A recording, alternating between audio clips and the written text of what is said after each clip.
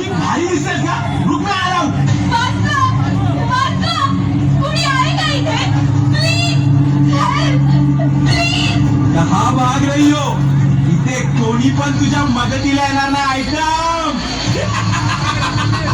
सगळ्याच्या सगळे बहिणी झालेत का? वाचवा हो कुणीतरी. फक्त खिडक्या बघून तमाशा काय बघताय? हे खिडकीतून वाकून बघणारे जर तुला वाचवायला आले असते ना, तर ह्या देशात कधी बलात्कारच झाले असते. तुझा हात माझ्या अंगाला लागण्यापेक्षा मी जीव देईन.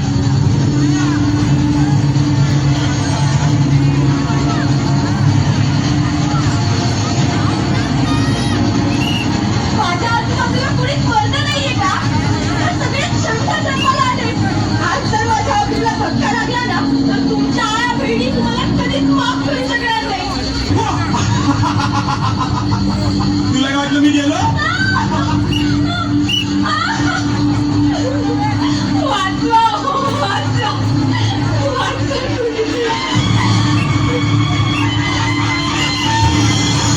जगदंब जगदंब दिल्लीचे तख्त राखणाऱ्या महाराष्ट्रातून हा कसला आवाज? महाराज, आज जर तुम्ही माझी अब्रू वाचवायला आले नसतात ना, तर माझं काही खरं नव्हतं.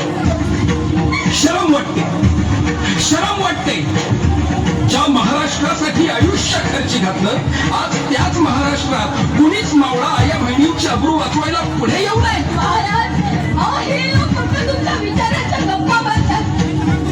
म्हणूनच आता तुमच्याकडून अपेक्षा आहे. वाचवा माझी अब्रू. मी कुठे आणि कधीपर्यंत धावून येणार आहे? आज 350 वर्षानंतर सुद्धा आया बहिणींची अब्रू वाचवायला माझीच गरज लागणार असेल तर माझ्या नावाने राजकारण करणाऱ्यांची मला लाज वाटते. महाराज, मग आता माझी अब्रू कोण वाचवणार? तू, मी? होय तू. आता महाराष्ट्रातील प्रत्येक महिला भगिनी ह्या काळात स्वतः छत्रपती होणार.